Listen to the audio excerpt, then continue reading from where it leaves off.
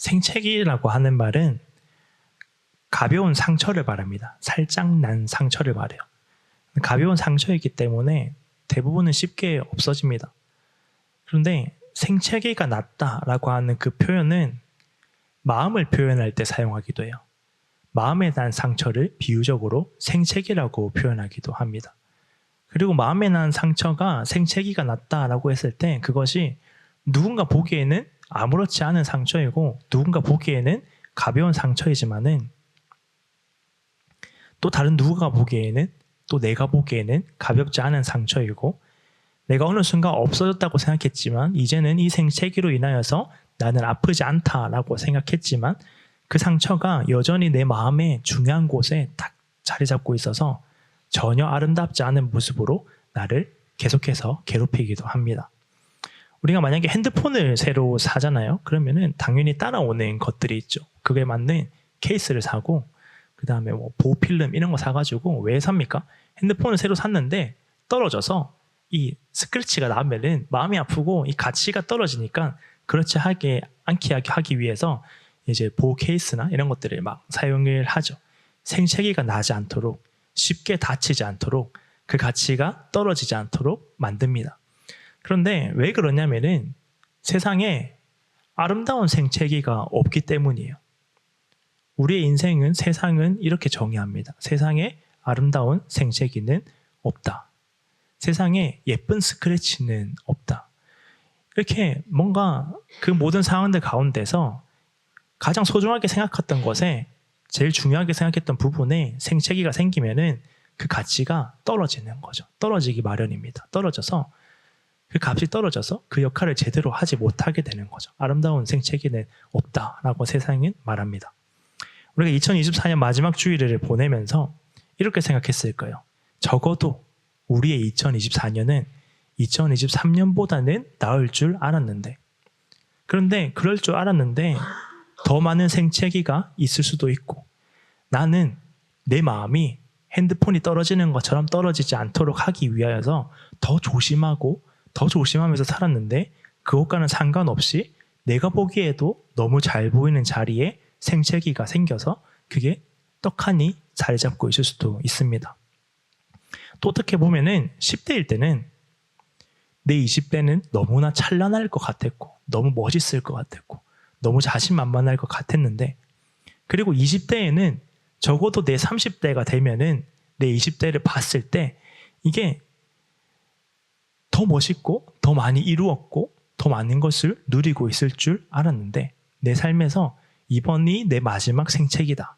이번이 내 가치를 떨어뜨리는 것은 이제 이게 마지막이다라고 이제 더 이상 생채기가 없었으면 좋겠다라고 다짐했는데 그리고 노력하고 기도했는데 내 인생을 되돌아보면은 우리 마음의 가장 중요한 자리에 전혀 어울리지도 않고 괜찮지도 않은 생채기가 자리 잡아서 이렇게 물을 때가 있죠. 하나님께. 하나님, 이 생채기가 생길 때 내 마음이 이렇게 스크래치가 날 때 내 마음의 가치가 떨어질 때 세상에서 내 가치가 떨어지는 것처럼 보일 때 하나님은 도대체 뭘 하고 계셨습니까? 라고 하는 질문이 마치 내가 움직이기만 해도 생채기가 날 것처럼 머릿속을 계속해서 돌아다닐 때가 있습니다. 근데 이러한 상황을 정확하게 표현하는 구절이 있어요. 우리 본문 8절, 9절 함께 읽도록 하겠습니다. 우리가 사방으로 우겨쌈을 당하여도 쌓이지 아니하며 답답한 일을 당하여도 낙심하지 아니하며 박해를 받아도 버림받지 아니하며 거꾸러뜨림을 당하여도 망하지 아니하고.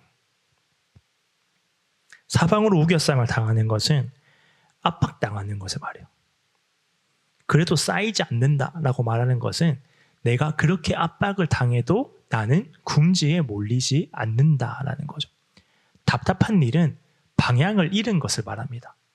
그래도 낙심하지 않는다라고 하는 것은 그래도 내가 방향을 잃어도 방향을 잃었을 뿐이지 길을 완전하게 벗어나지는 않는다라는 의미예요. 박해를 당하죠. 사도 바울은 많은 박해를 당했습니다. 그러나 하나님 한 번도 하나님은 바울과 함께하지 않은 적이 없었어요. 하나님과 함께 당하는 박해였습니다. 거꾸로뜨림을 당하여도 망하지 않는다라고 하는 것은 겉보기에는 끝난 것처럼 보여도 결국에는 다시 일어서게 될 거다라고 하는 의미입니다.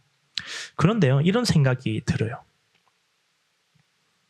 내 마음의 생채기들을 보면은, 이것들을 보면은 하나님이 내가 거꾸로뜨림을 당하여도 망하지 않는다라고 하시는데, 애초에 내 삶에 사방으로 우겨쌈이 없고, 애초에 내 삶에 답답한 일도 없고, 박해도 없고, 거꾸로뜨림을 당하기 전에 하나님이 먼저 나서서 나를 도와주시면은 얼마나 좋을까라고 하는 생각이 듭니다.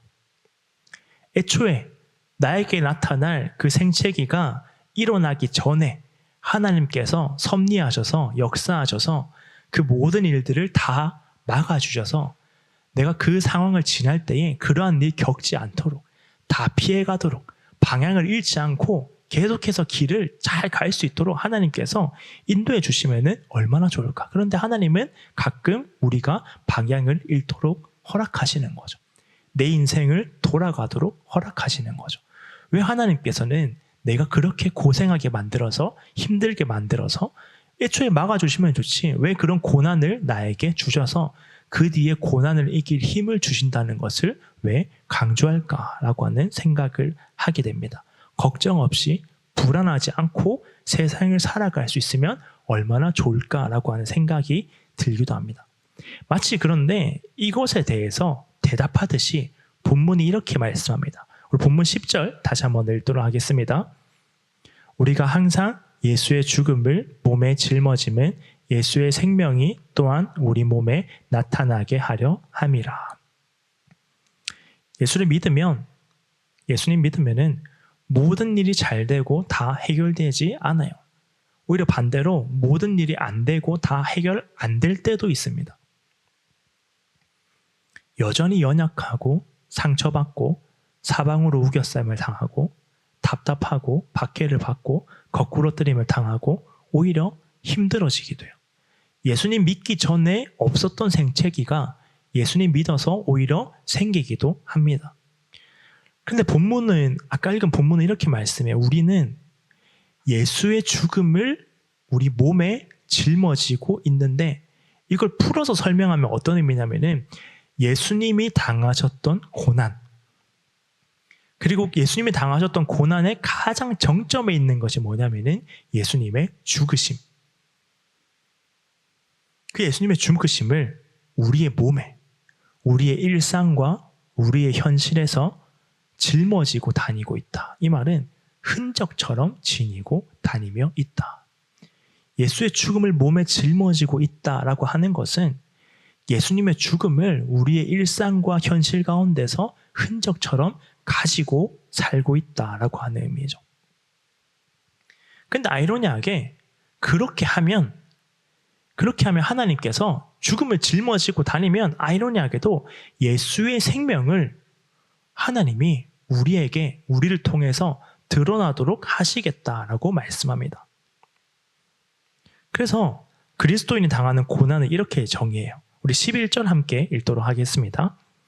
우리 살아있는 자가 항상 예수를 위하여 죽음에 넘겨짐은 예수의 생명이 또한 우리 죽을 육체에 나타나게 하려 함이라. 더 살려야 되는데 내 생채기 더 없애주고 내 생채기 다 막아주시고 하나님이 더 살려주셔야 되는데, 하나님이 마치 내 삶에 있는 그 모든 고난, 이런 것들 그 가운데서 예수의 생명이 나타나도록 하시겠다. 죽음을 짊어지고 다니면 죽음이 나타나야 되는데 생명이 나타나게 하시겠다라고 마치 반대로 말씀하는 것처럼 느껴집니다. 때로는 우리의 삶에서 죽음에 넘겨지는 것처럼 힘든 삶을 살아갈 때가 있어요. 우리의 삶이 예수의 죽음에 넘겨진다라고 하는 것처럼 마치 죽음을 살아가고 있는 것처럼 힘들게 느껴질 때가 있습니다. 그리고 그 생채기가 내가 힘들게 살아가고 있는 그 삶의 수많은 스크래치들이 내 삶 가운데 있지만은 그 힘들었던 순간이 지금의 내 인생이, 내 삶이 어떻게 하면은 예수의 생명이 되느냐라고 했을 때 성경은 이렇게 말하죠. 그게 너의 죽음이 아니라, 너의 걱정이 아니라, 너의 불안이 아니라, 너의 끝남이 아니라, 너의 생체기가 아니라, 그게 예수님과 연결되기만 한다면, 내가 가지고 있는 그 모든 생체기를 예수님과 연결되기만 한다면은 그것은 죽음에 이르는 게 아니라 예수의 생명을 가지고 사는 것이 된다라고 설명해요. 죽음의 흔적이 아니라 생명의 흔적이다라고 설명합니다. 예수 그리스도와 연결되기만 한다면, 예수의 죽음과 연결되기만 한다면, 그 모든 내 앞에, 나에게 가진 생체계 앞에 예수의 이름을 붙일 수만 있게 된다면 그것은 하나님이 우리의 삶을 생체기로 채우는 게 아니라 예수의 생명으로 채우시기 위한 기적과도 같은 순간들이 될 수 있다라고 말합니다. 그래서 선포해요. 13절 이렇게 말씀합니다. 함께 읽도록 하겠습니다. 기록된 바 내가 믿었으므로 말하였다 한 것 같이 우리가 같은 믿음의 마음을 가졌으니 우리도 믿었으므로 또한 말하노라. 그 선포의 내용이 이렇습니다. 14절 읽도록 하겠습니다. 주 예수를 다시 살리신 이가 예수와 함께 우리도 다시 살리사 너희와 함께 그 앞에 서게 하실 줄을 아노라. 기록된 바 시편을 인용해서 말해요. 시편에 있는 말씀을 인용해서 말합니다. 이 사실을 믿는다면 내 생체기가 예수님과 연결되면은 그게 죽음의 흔적이 아니라 내 고생의 흔적이 아니라 내 고난의 흔적이 아니라 내가 죽어가고 있는 게 아니라 예수의 생명과 연결될 수 있다라고 하는 것을 믿는다면, 예수님과 연결되기만 한다면은 이것은 하나님이 내 삶 가운데 기적과도 같은 일을 행하시는 생명의 순간순간들이 될 수 있습니다라고 하는 것을 믿는다면 말하라는 거죠. 믿었으므로 말할 수 있게 되었다라고 하는 거죠. 그 생명이 예수님을 다시 살게 하신 하나님의 생명이, 그 부활의 생명이 내 안에 머물러서 나는 결국 하나님 앞에 서게 될 것이다 라고 말하라는 거예요. 근데 문제는 안 믿어지죠. 이해가 되지가 않죠. 왜 죽음이 생명이 되는지, 왜 죽음의 흔적이 생명의 흔적이 되는지 안 믿어지고 이해되지 않고 공감이 전혀 안 되죠. 죽음을 짊어지는 게 왜 생명을 나타나게 하는지, 하나님은 왜 애초에 처음부터 생명을 주시면 되지 왜 죽음을 짊어지게 하셔서 이런 방법을 사용하셔서 나를 여기에 두셨는지, 이 아픔 가운데, 이 고통 가운데 나를 여기에 두셔서 왜 이런 일을 행하시는지 공감이 안 되죠. 그런데 여러분, 이 사실을 내가 안 믿어지지만 내 노력으로 믿는 게 아니라 하나님이 은혜로 믿어지게 하셨을 때, 이 고난의 흔적들은 결국 생명의 흔적이 됩니다 라고 하는 것을 하나님이 믿어지게 하셨을 때, 그때 말하라는 거예요. 예수의 생명이 지금도 내 삶에서 나타나고 있습니다 라고 하는 거예요. 세상의 모든 생체기들은 발생하면은 그 가치를 떨어뜨리지만은 내가 가지고 있는 이 예수의 흔적들은, 예수님과 연결된 내 삶의 모든 생체기들은 예수님과 연결되는 그 순간 생명의 흔적이 되어서 내 삶의 가치를 더 높게 만드는 거예요. 그 생명이 나타나고 있습니다라고 말하는 거예요. 그리고 결론적으로 말씀합니다. 이렇게 말씀해요. 16절 함께 읽도록 하겠습니다. 그러므로 우리가 낙심하지 아니하노니 우리의 겉사람은 낡아지나 우리의 속사람은 날로 새로워지도다.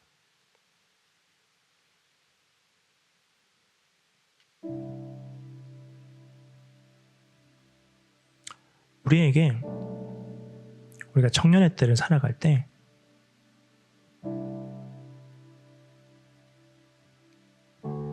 내 마음을 살펴보면은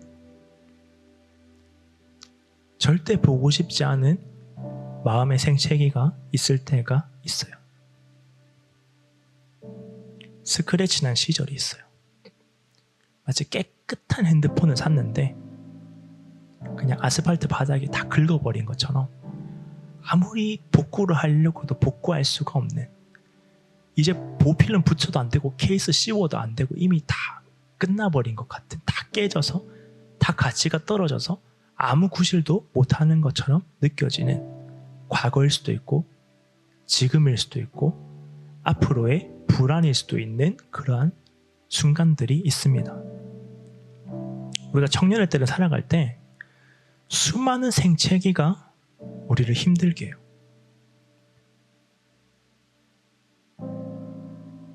계속된 생채기가 나타나는 거죠. 내 삶이 계속 긁히는 거예요. 내 삶이 계속 망가지는 거예요. 그 흔적들이 계속 보여서 내 삶이 무가치하고 자랑할 것이 없고 그냥 없어졌으면 좋겠다라고 생각하는 그 순간들이 있을 때가 있습니다. 그러나 그것이, 그 생채기가 예수님과 연결시킬 수만 있으면,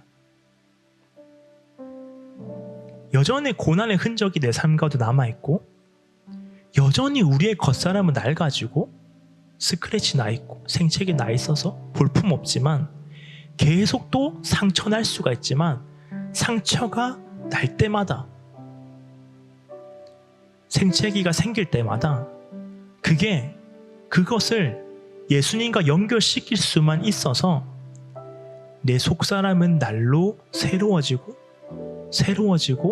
더 새로워져서 결국에는 내 삶의 모든 이 생채기의 흔적들이 내 속사람을 더 새롭게 만들어서 결국 나를 하나님 앞에 서게 할 것입니다 라고 예수님과 연결시킬 수만 있다면 내 생채기는 그냥 생채기가 아니라 생명을 채우시는 기적의 흔적이 될 거예요.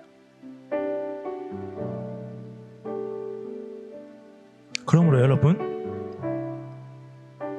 매일 아침 말하세요. 매일매일 말하세요. 내가 믿는 말을요. 믿어지지 않으면 믿고 싶은 말을 끊임없이 내 말로 표현하세요. 내 삶에 암묵적인 세상의 메시지가 나에게 다가와서 너 이 생채기 때문에 너의 가치는 이미 떨어졌어 라고 말할 때 끊임없이 말하는 거예요. 내 마음 가운데 끊임없이 말하고 고백하고 선포하는 거예요. 이건 생채기가 아니라 생명을 채우시는 기적의 흔적입니다. 내 삶 가운데 예수의 생명과 연결되게 만드는 하나님이 주신 기적과도 같은 순간입니다. 나는 내 모든 힘을 다하여서, 이게 그냥 나 혼자 당하는 고난이 아니라 예수와 함께 죽음을 짊어지고 살아가는 것이라고 예수님과 끊임없이 연결 짓고 말겠습니다 라고 끊임없이 내 말로 표현하는 거죠. 매일매일 말하는 거예요. 내 삶은 예수의 생명이 가득한 기적의 흔적이다. 나는 날마다 새로워지고 있다. 나는 날마다 더 가치가 올라가고 있다. 나는 날마다 하나님께로 가까이 가고 있다. 나는 날마다 내 삶 가운데 하나님께서 아름다우심을 보여주시고 있다라고 하는 거죠. 우리 한번 기도할 때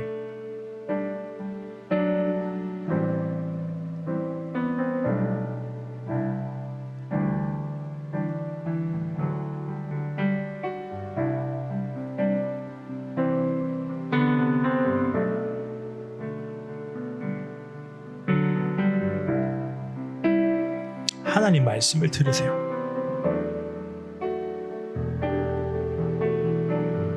세상에 나가면 또 내 삶에 생채기가 생기겠죠. 또 나는 굴복할 때가 있겠죠. 넘어질 때가 있겠죠. 그거 인정하고 살아갈 때가 있겠죠. 내 삶이 무가치하다고 생각할 때가 있겠죠. 그 가운데 여러분,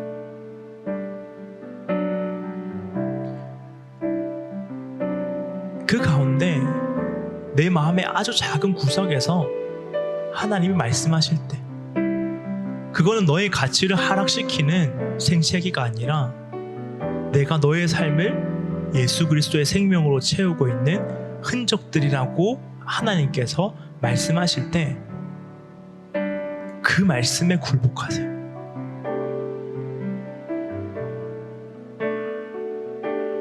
내가 아닌 것 같이 느껴져도, 내가 그거 인정하지 못하여도, 안 믿어져도 그 하나님 말씀에 끊임없이 내 삶을 굴복시킬 때, 내 삶을 되돌아보았을 때 나는 내 생체기 때문에 볼품없다고 생각했는데 하나님의 생명으로 내 삶을 채우고 계셨습니다라고 하는 고백이 나에게 나타날 겁니다.